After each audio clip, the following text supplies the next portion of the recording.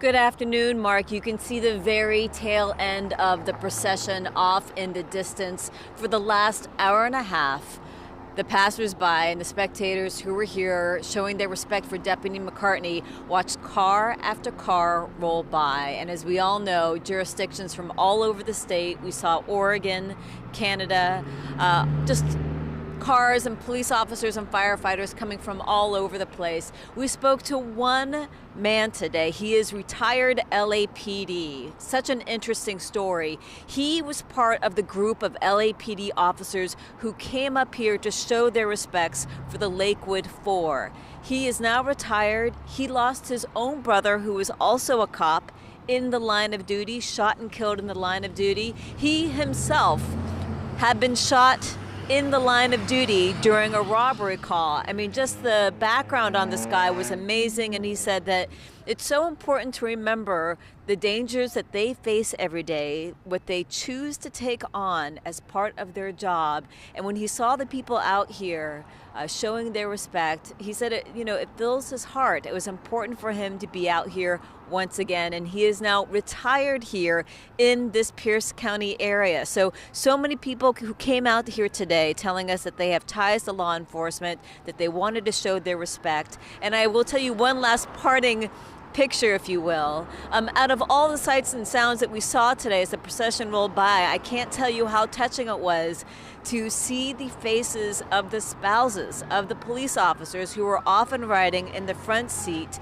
of the cars as they passed by. The look on their faces, really, in those few moments that you saw them, it felt like they were saying, this could have easily have been my day, my spouse who was lost in the line of duty. And you knew that all of those spouses really appreciated just all the emotions that go in today and the sacrifice that Deputy McCartney gave to all of us.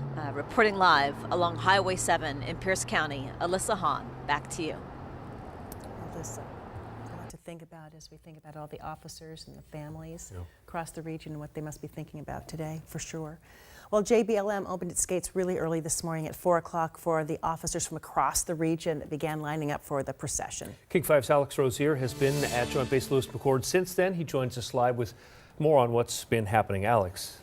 Mark and Joyce, the first car that showed up was about 5 a.m. and that car was from Pullman, Washington. The Pullman Police Department, 5 hours, 20 minutes away from Joint Base Lewis McChord, was the first, and then it just kept on coming. 650 vehicles, 1,500 law enforcement personnel, and you can see on the faces of the community members who came out to support what a beautiful display of unity and kindness, honoring and remembering this 34-year-old deputy, a husband, a father, a son, a Navy veteran. All today is for him, and we had the chance to talk to a number of people who came from across the area. We saw Oregon police, Vancouver, BC police, and more. It really was a beautiful display. But I want to come back out live here and tell you a little bit about just how much every person has played a role across the area in honoring and remembering Deputy Daniel McCartney. Thousands of people have shown their support, including this man from Edmonds. Here's what he did. My portrait is to tell somebody I care. Michael Regan is a Vietnam veteran and an artist who's dedicated his career after combat to drawing 5,200 portraits of fallen soldiers. In 2003, Regan launched the Fallen Heroes Project, but a few years ago, the effort took a turn. I'm going to say the last 3 years, my low estimate is I've done 100 of these, but I'll bet I've done more than almost 200. He started drawing emergency responders, drawing people like Pierce County Deputy Daniel McCartney. The official thing is he's responding to a break-in call, and he was trying to get to a place to protect the people that were potential victims. But I know that what he did was he said, it's my job to make the people secure, and I'm going to do the job, and it cost him everything he had. This week, the deputy's family received this free portrait that will hang on their wall. The face of a 34-year-old Navy veteran, husband, and father. The kids are going to look at this picture and see their dad looking at them. It's going to help them in ways they don't know yet. But it's going to be their dad hanging on the wall looking at them. In the days, months, and years ahead, McCartney's family will see what we all see. I see a hero who had a wonderful family and just decided to go to work one day to protect the people in his area, and who's now an angel in Really heaven. beautiful gesture by Michael Regan, that Edmonds artist. He is donating that picture to the family and will hang on their wall for years to come. I want to leave with one final note. We stood here 52 minutes, a steady stream of cars. I've been out here since 4 a.m. and when daylight hit, we haven't seen the sun all day. But at 11 a.m., the sun came out as this community honored the fallen deputy, Daniel McCartney. Joyce and Mark will send it back to you. Extraordinary. Yeah. Alex, thank you.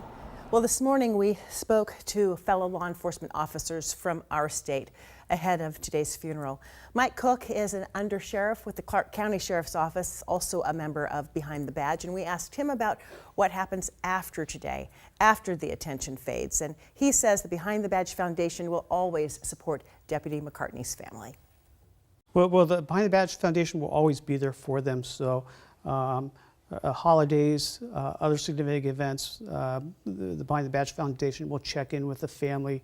And really it's going to be a process between the foundation and the family as to what's appropriate, and going forward we'll do that. But you know, it continues even beyond that. Deputy McCartney will be forever remembered on our state law enforcement memorial, the National Law Enforcement Memorial. So we will never repay that debt, but we are never going to forget his service.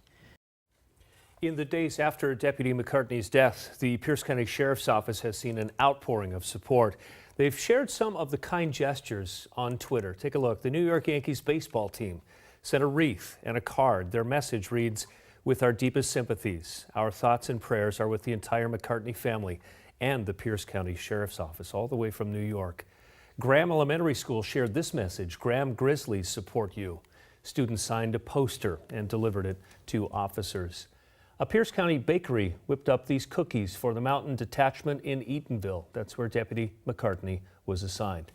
And a woman drove all the way from Tulalip with 168 handmade candles for every single patrol deputy. What a showing of support. The deputy's family is asking in lieu of flowers that donations be made in honor of Deputy McCartney to these two agencies on your screen, Behind the Badge Foundation, which we've been talking about all morning, and also Smile Train, a charity providing corrective surgery for children with cleft lips and palates. So there was a special delivery in Deputy McCartney's honor yesterday. The Pierce County Sheriff's Department added a new member, a 15-month-old German Shepherd canine. He's going to be partnered with another canine deputy named Baker, who served alongside Deputy McCartney in Mountain Detachment. When the new canine arrived, he already had a name, but Deputy McCartney's 3 sons came up with a different name. They're going to call him Dan, after their father. The department said that they expect Canine Dan will live up to his namesake, brave, strong, and hardworking. It's a nice little pup right there, isn't it? We'll be back with more after this.